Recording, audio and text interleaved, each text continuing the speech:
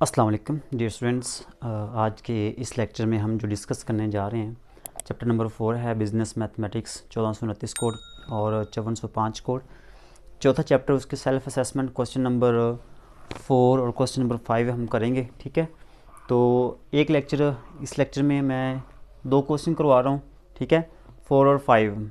आगे मज़ीद इंशाल्लाह इसके नेक्स्ट लेक्चर में ना इंशाल्लाह एक और इससे मुतल्लिक़ एक वीडियो बनाऊँगा तो आपको मज़ीद क्लियर हो जाएगा। ठीक है, तो स्टार्ट करते हैं, हम लेक्चर की तरफ आते हैं। क्वेश्चन नंबर 4 है, उसमें वो कहता है कि स्लोप फाइंड आउट करनी है। क्या फाइंड आउट करना है? Slope of the straight line.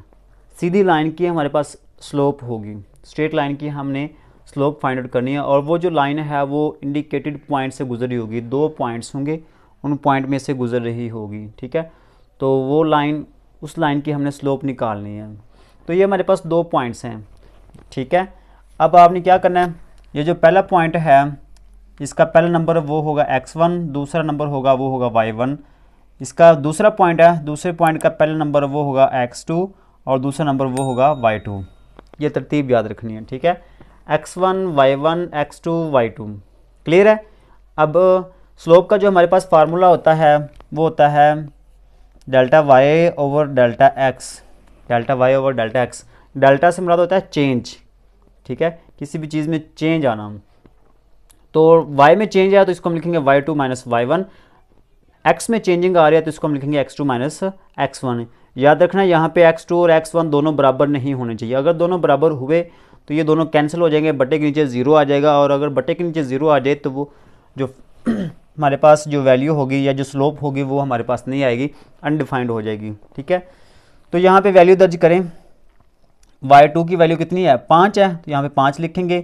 y1 की वैल्यू कितनी है? 1 है, 1 लिख लेंगे। बटे के नीचे x2 है, x2 कितना है? 7 है, 7 लिख लेंगे। x1 कितना है? 4 है, तो वो 4 लिख लेंगे। 5 में से 1 निकालेंगे 4, 7 में से 4 निकालेंगे 3। ये हमारे पास आ गई स्लोप, आसान सी है। ठीक है, इसी तरीके से दूसरा एक और क्वेश्चन है, लास्ट वाला मैं करवा रहा हूँ, दरमियान में मैंने 2 छोड़े हैं, वो भी ऐसे ही आप लोगों ने करने हैं।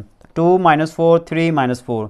ये पहली जो वैल्यू होगी x1, ये y1, ये होगी x2 और ये होगी जाएगी y2। ठीक है, तो हमारे पास फार्मूला ये है स्लोप का, y2 minus y1 over x2 minus x1। तो ये x1 की वैल्यू 2 है, y1 की वैल्यू -4 है, x2 की वैल्यू 3 है, y2 की वैल्यू -4 है। ये आपने यहाँ पे लिख लेनी है। उसके बाद फार्मूले के मुताबिक यहाँ पे लिखेंगे वैल्यू, y2 की वैल्यू कितनी है? -4 या -4। उसके बाद ये माइनस लिखेंगे, आगे आ गया y1 की वैल्यू यहाँ पे कितनी है? -4, उसको ब्रैकेट के अंदर लिख लेना है। ठीक है, बटे के नीचे बटा लगाएंगे। x2 है, x2 की वैल्यू हमारे पास 3 है तो यहाँ पे 3 आ जाएगा। उसके बाद माइनस है तो माइनस लगाएंगे और उसके बाद दिया हुआ है x1, तो x1 की वैल्यू हमारे पास 2 आ जाएगी। तो ये -4, ये माइनस माइनस +4 हो जाएगा। 3 में से 2 निकालेंगे 1, ये प्लस का 4 माइनस का 4 कट जाएगा, यहाँ पे 0 रह जाएगा। अगर बटे के ऊपर 0 आ जाए तो वो सारा का सारा 0 हो जाता है। तो हमारे पास स्लोप आ जाएगी m is equal to 0, m is equal to 0। ठीक है, उसके बाद क्वेश्चन नंबर 5 में क्या कहता है, वो कहता है कि इक्वेशन फाइंड करनी है। लाइन की हमने क्या करना है? इक्वेशन फाइंड आउट करनी है। ठीक है, अब इसके लिए हमारे पास पहला क्वेश्चन है, वो जो लाइन है वो इस पॉइंट में से गुजर रही है और एक और लाइन है उसके ये पैरेलल है। ठीक है, ये जो लाइन हमने जिस लाइन की इक्वेशन फाइंड करनी है वो लाइन इस पॉइंट से गुजर रही है और उसके अलावा दूसरी लाइन एक और दी हुई है उसके पैरेलल है, उसके पैरेलल है। ठीक है, तो हम क्या करेंगे, पहले ये इक्वेशन लिखेंगे, y is equal to 4x minus 5। इसको इक्वेशन नंबर 2 का नाम देना है। इससे पहले आपने एक जनरल इक्वेशन लिखनी है, y is equal to mx plus k. y is equal to mx plus k. ये हमने क्यों किया? यहाँ से हमने m की वैल्यू निकालनी है और k की वैल्यू निकालनी है। तो m, इन दोनों का कंपैरिजन करें, कंपेयर करना है इन दोनों को, इक्वेशन 1 और इक्वेशन 2 को। तो ये x के बराबर 4 किसके बराबर आएगा? m की वैल्यू 4 आ जाएगी और k किसके बराबर आ जाएगा? -5 के। तो यहाँ से हमने m की वैल्यू निकाल ली है। ठीक है, अब उसके बाद हमें पता है कि m किसके बराबर होता है? m होता है y2 minus y1 over x2 minus x1।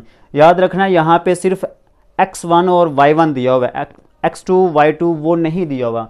यहाँ पे हमने देखा था कि 2 पॉइंट्स थे, x2 और y2 उस वक्त आएगा जब दूसरा पॉइंट होगा। यहाँ पे तो दूसरा पॉइंट है ही नहीं, तो हम जस्ट क्या लेंगे? x1 y1, दूसरे को हम अकेला क्या लिखेंगे? उसको हम लिखेंगे y और x, 2 नहीं लिखेंगे, ठीक है।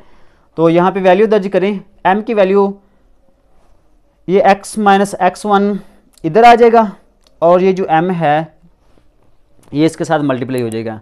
x माइनस x1 जब हम इधर लेकर आएंगे तो ये m के साथ मल्टीप्लाई हो जाएगा, ठीक है। m के साथ इधर डिवाइड हो रहा है, इधर आके m के साथ मल्टीप्लाई हो जाएगा, ठीक है। अब यहाँ पे वैल्यू दर्ज करें, y1 की वैल्यू हमें पता है, ये x1 की है और ये y1 की है। y1 की वैल्यू यहाँ पे 3 है तो यहाँ पे 3 लिखेंगे, इक्वल टू m की वैल्यू को हमने निकाल लिया है। m की वैल्यू हमने निकाली थी यहाँ पर, ठीक है, m की वैल्यू हमने निकाली थी 4, तो वो 4 यहाँ पे वैल्यू दर्ज करेंगे, ठीक है। x की वैल्यू हमारे पास नहीं है, माइनस x1 की वैल्यू हमारे पास दी हुई है -1, तो वो -1 ब्रैकेट में लिखेंगे, माइनस माइनस +1 हो जाएगा, ठीक है।